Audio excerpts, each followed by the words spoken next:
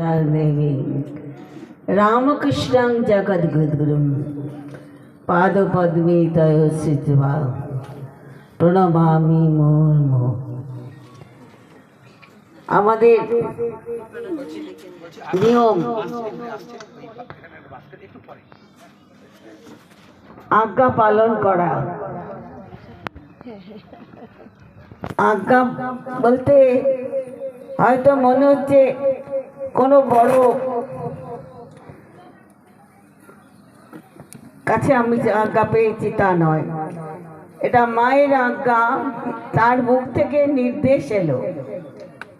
কারণ এখানে আসবার কথাও আমার ছিল না, আর এখানে বসে চেয়ারে এই এত লোক সমাগম দেখে আমার তো ভয় করছে।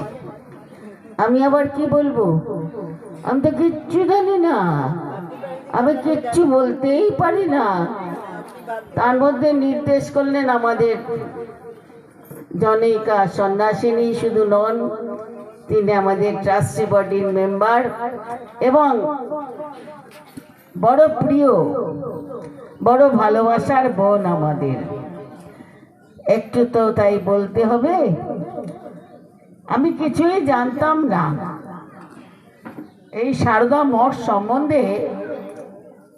54 সাল থেকে যখন সারদা মঠ হয়, আমরা কিছুই জানতাম না। আমরা 3-4 জন বন্ধু মিলে আসতাম ওই দক্ষিণেশ্বরটা বেড়াতে, আর তখন থেকে শুনতাম, দেখ এখানে না শুনছি নাকি মায়েদের মঠ হবে।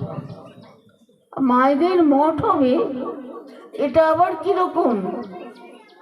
ছেলেদের বেলুর মঠ হচ্ছে, ঠিক আছে, তারা চালনা করবে, তারাই ঠিক করবে, তাদের ক্ষমতা আছে, তাদের কোনো ভয় নেই। রাত্রিবেলা লোক ঢুকলো কি কিছু করলো তারা তাড়াতে পারবে। কিন্তু মেয়েদের মঠ হলে মেয়েদেরকে কেস আগলাবে, তখন কি হবে? তখন তো আমরা বাইরে থেকে আসছি, আমরা তো সব জানতাম না। আর এখানে যে বড় বড় সন্ন্যাসিনীর সব MA পাস করে সব বসে আছেন, এখানে আসবেন বলে 3-4 জন, তারা ছিলেন লক্ষ্মীদি, শ্রোতাপানাদি, ভক্তিবানাদি, মুক্তিবানাদি, দয়াপানাদি, না আরো অনেকে।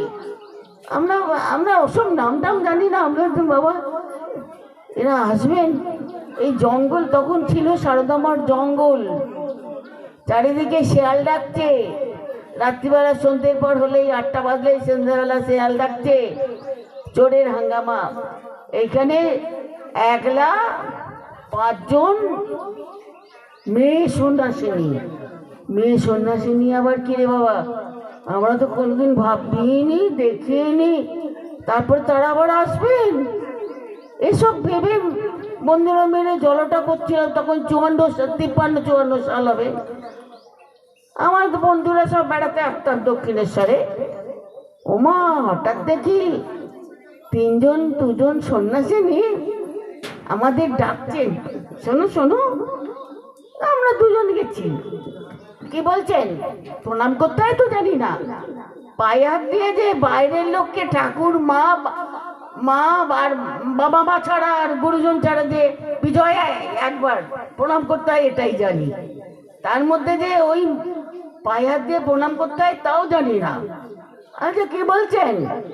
না শোনো, তোমরা এখানে থাকো। আমাদের হ্যাঁ থাকি। কেন, কি বলছেন বলুন? তখন বলছেন কি, না আমরা এসেছি এখানে থাকবো, দেখবো, তোমরা আসবে মাঝে মাঝে আমাদের সঙ্গে, এখানে কি হয় না হয় সব জানবো আমরা। ঠিক আছে, জিজ্ঞেস করবো বাড়িতে, যদি আসতে হলে আসুক। কেন না, সন্ন্যাসিনীদের হাতে পড়লে যদি আবার তারা আমাদের সন্ন্যাসিনী করে নেয়, তখন তো ভয় ছিল। এসব সন্ন্যাসিনী হবে মানে ওরে বাবরে বাবা, সাংঘাতিক জিনিস। তখনকার দিনে 54 সালের কথা ভাবলে,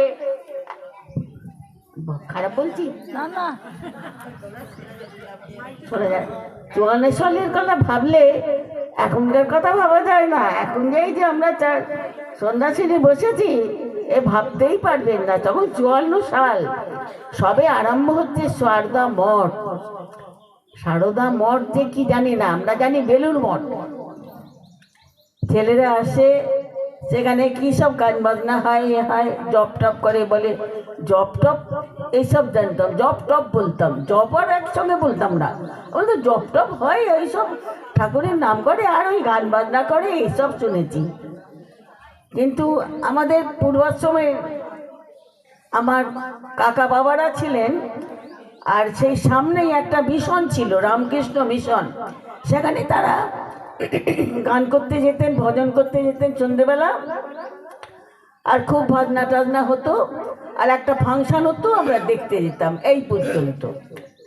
ওমা, তারপরে আস্তে আস্তে সেই বেলুর মঠে একদিন এসেছি, দুই বন্ধু মিলে, তিন বন্ধু মিলে এসে দেখছি কি সব ছেলেরা সব এমনি সাদা কাপড় পরে না, দু চারজন সাদা কাপড় আর কয়েকজন একটা গেরুয়া শুধু এরম করে পরে। বাবা, এ কি রে? বলছে জানিস, ওরা না সব বড় বড় professor, master, MA BA pass, MA BA pass, master, professor, এরা এরম করে একটা কাপড়টাকে এরম শুধু পরে আর এরকম করে ঘুরে বেড়াচ্ছে, গায়ে একটা ভালো জামা নেই, এনে একটা চাদর আর একটা ফতুয়া পরে ঘুরে বেড়াচ্ছে। দূর, এসব বাজে কথা, চল চলে যাই বলে চলে এসেছি। তারপরে একদিন দেখছি কি আস্তে আস্তে পাড়াতেই সন্ন্যাসিনীর আসবে, তারা সব একটা বাড়ি, নবাব বাড়ি বলে একটা বাড়ি ছিল নবাবের, সেই বাড়িটা বিক্রি করে দিয়েছে একজনরা, তারা তাদের দান করবে, সেই মিশনকে দান করবে। কারা থাকবে না? মেয়েরা। 54 সালের কথা বলছি আমি, 54 সালে মেয়েরা দান করে। তখন তো আমি স্কুলে পড়ি, তখন বলছি মেয়েরা আসবে, একলা থাকবেই বাবা, তারপর রাত্রিবেলা যদি চোর ঢুকে না, ও দেখবি মেয়েরা আসবে, মেয়েদের কত সাহস আছে, কিচ্ছু হবে না। আমরা একদিন গিয়েছি, আস্তে আস্তে গিয়ে বলছি যে তারা সব বসে আছেন সাদা কাপড়, তখন সাদা কাপড়, তখন গেরুয়া হয়নি। ঠিক যে আপনারা এখানে এখানে এসছেন, ঠিক এমনি করে আপনারা এখানে এখানে এসছেন, যেমন বাড়ির লোকের সঙ্গে কথা বলে, আপনারা এখানে কেন এসছেন? না, আমি এসছি তোমাদের কাছে থাকবো বলে। আমরা, আমাদের এখানে তো থাকার জায়গা নেই, আমাদের এখানে আমরাই থাকি, আমাদের থাকার জায়গা নেই, আপনারা এই বাড়িটাতে একলা থাকবেন কি করে? জানেন তো এখানে চোরের খুব ভয় আছে। ওই আস্তে আছে, থাকুক। আল্লাহ, আপনারা কিচ্ছু জানেন না, তাই এসছেন, দেখবেন আস্তে আস্তে আপনাদের কত কষ্ট হবে। তো তোমরা আছো। আমি যত খারাপ করে কথা বলছি, আর দেখছি কি ওরা খুব ভালো করে আমার সঙ্গে কথা বলছে। এটাই আমার প্রথম খুব অবাক লাগলো, এইটাই আমার প্রথম এক্সপেরিয়েন্স। সন্ন্যাসিনীর সম্বন্ধে তো কোনো ধারণা নেই, সাধু সম্বন্ধে ধারণা ছিল, কিন্তু সন্ন্যাসিনীর সম্বন্ধে ধারণা ছিল না। আল্লাহ, আপনাদের থাকবেন বলছেন, আপনাদের একটুখানি ভয় আছে জানেন। এখানে মুসলমান পাড়াটা ছিল মুসলমানে ভর্তি। রাইটের পরেই 54 সালে রাইটের পরেই, ঠিক রাইটটা হয়ে গেছে, তার মধ্যে ওরা এসছেন। এই হলো প্রথম ঘটনা। সারদা মঠ তখন সবে তৈরি হবে না। ঠিক আছে, তোমরা এসো, তোমরা আসবে, তাহলেই আমাদের সব হবে। আচ্ছা, জিজ্ঞেস করবো বাড়িতে জিজ্ঞেস করবো, কেন না তারপরে সন্ন্যাসিনী যদি করে ফেলে তখন বাবা কে দেখবে? বাবা বাড়ি থেকে আমি বলে তারপরে আমি আসবো, তা নাহলে আসবো না। এই হচ্ছে প্রথম এক্সপিরিয়েন্স সারদা মঠ সম্বন্ধে আমার, অন্য কার জানি না। হ্যাঁ হ্যাঁ। এখন তারপরেই দেখলাম একজন এসছেন বয়স্কা, কয়েকদিন পরেই তিনি এসছেন। কেন? দেখতে এসছেন ভারতী প্রাণামা, ওইখানে প্রথম মঠ হলো তো, 3 দিন থাকবেন, মঠ হলে 3 দিন থাকবেন, থেকে সবাইকে দেখে তারপরে যাবেন। সারদা মঠে আসবেন, এটা সারদা মঠ, ভারতী প্রাণামা আসবেন। আসুন দেখি কিরকম ভারতী প্রাণামা, দেখি ভারতী প্রাণামা এসছেন, সে আমি বর্ণনা বলতে পারবো না। প্রথম দেখেই মনে হচ্ছে ইনি সাধারণ একজন মেয়ে নন। ভারতী প্রাণা মা বলতে আমরা যা বুঝেছিলাম যে একজন বুঝি এমনি আসবেন, তখন গেরুয়াও হয়নি, লাল পাড় সাদা শাড়ি। 54 সালের কথা বলছি, বেশি দিন এর কথা। তখন সবাই ছোট, তো আমরা সবাই স্কুল ছেড়ে, কলেজে ছেড়ে, পড়াশোনা ছেড়ে আর কি অন্য কিছু করবো এটা ধারণা ছিল আমাদের। বিয়েটা করবো না এটা আমরা ছোট থেকে আমার ধারণা ছিল। যাই হোক, তখন এসেছি, যেই বলছেন এসো বসো, তোমরা আমাদের কাছে এসেছো, এসো না, আমরা এখানে থাকবো, তোমাদের কাছে থাকবো, তোমাদের সঙ্গে যদি না আলাপ করি কে দেখবে, আর তোমরা আমাদের সাহায্য করবে।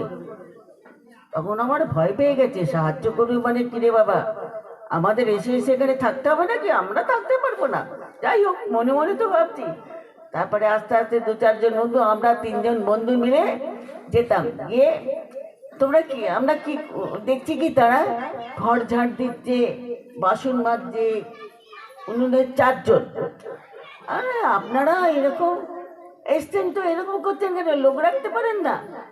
লোক রাখবো, আমাদের লোক রাখার পয়সা নেই, আমরা লোক রাখতে পারবো না। প্রথম অভিজ্ঞতা, আমরা গেলাম, এই প্রথম তাদের সঙ্গে যুক্ত হলাম, তাদের সঙ্গে ঘর মুছে, ঘর ঝাড় দিয়ে, বাসন মেজে। তারপরে 54 সালের কথা আমি বললাম, আর আজকের কথা বলছি, যে এইখানে আসার আগে প্রথম তো মার সঙ্গে যে পরিচয়, ভারতী প্রাণামা, ভক্তি প্রাণা মাতাজি, শুদ্ধা প্রাণা মাতাজি, মুক্তি প্রাণা মাতাজি, এরা যারা তৈরি করেছেন মঠটা, কি কষ্ট করে মঠ তৈরি হয়েছে ভাবতে পারবেন না। আমরা নিজেরা দেখেছি, খাবার সংস্থা নেই, খাবার তারা খাবেন ভিক্ষা করে, বলতে গেলে, কারণ ভিক্ষা করে এই কারণে বলছি, হাত পেতে কারোর বাড়ি যেতেন না, বাড়ি থেকে এসে দিয়ে যেত, কেউ চাল, কেউ কিছু দিয়ে যেত, তার পয়সা করি যা সম্বন্ধ। আস্তে আস্তে আস্তে আস্তে ওখানে যারা বড় বড় ফ্যামিলির লোক, তাদের বইয়েরা ক্লাস হতো, ঠাকুর মা স্বামীজির কথা বলে ক্লাস হবে, শুরু হলো ক্লাস। সেই ক্লাসে যারা আসছেন, তারা এসে দেখতেন কি, তারা যেন একটা কেমন যেন আসছেন বটে, কিন্তু তাদের শরীর তেমন নেই। জানতে পারলেন সব আমাদের কাছ থেকে, আমরা বাইরে থেকে আসতাম, তখন ছোট তো আমরা, 54 সালে। বলতাম যে জানেন, এরা না এত কষ্ট করে থাকেন, একবেলা খেয়ে থাকেন, না রাত্রিবেলা একটু খাই। আচ্ছা, শোনো বলছি, তারপরেই আপনাদের অনুষ্ঠান আছে, আমি বেশি কিছু বলবো না। তারপরেই আস্তে আস্তে একজন মা এলেন, তার নাম নাকি ভারতী প্রাণা। আর ভারতী প্রাণা মা, বয়স্কা, বাবা কিরম কি হবে জানি না, আস্তে আস্তে গিয়ে প্রণাম করতেই মাথায় হাত দিয়ে যখন আশীর্বাদ করতেন, আমরা তো ভাবিনি মানুষ প্রণাম করলে তার মাথায় হাতে দিয়ে আবার আশীর্বাদ করে মেয়েরা, এটা চিন্তাই করতে পারা যেত না, মেয়েরা তখনকার দিনে। এই প্রথম দেখছি 54 সালে। ভারতী প্রাণামা, ভালো আছো তো? এখানে আসবে, হ্যাঁ এখানে আসবে, সন্ধ্যেবেলা আমাদের ভজন হয়, তোমরা আসবে, ভজনে যোগ দেবে। এই হলো প্রথম আমাদের সারদা মঠের সঙ্গে পরিচয়। এবং আস্তে আস্তে সেই ভারতী প্রাণামা আমাদের সবাইকে এমন আপন করে নিলেন, শুধু ভারতী প্রাণামা নয়, মুক্তি প্রাণা মাতাজি, সত্য প্রাণা মাতাজি, ভক্তি প্রাণা মাতাজি, এখানে অনেক এসেছেন তারা, ভক্তি প্রাণা মাতাজি, মুক্তি প্রাণাজি, সত্য প্রাণাজি হয়তো বেশি আসেননি। এদের সঙ্গে এসে আমাদের জীবনটা তো পাল্টে গেলই, সঙ্গে সঙ্গে ভাবতাম যে এই মা বাবার ইচ্ছা ছিল খুব পড়াশোনা করে বড় হয়ে একজন বিবাহিত কিংবা কিছু একটা হবে, যেই দেখলেন শুনলেন, কিন্তু ঠাকুরের এমন কৃপা এবং আপনাদেরও আশীর্বাদ, আমরা সেই সংসার ত্যাগ করে আসতে পেরেছি। আজ আপনাদের কাছে যে এই বলতে পেরেছি যে হ্যাঁ আমরা আজকে আপনাদের সঙ্গে যুক্ত হতে পেরেছি। আরো এই শুনতে যে ইচ্ছা করছে। মাতাজিকে দেখছেন, ও যে আরো শুনতে এই ইচ্ছা মাতাজি, করছে।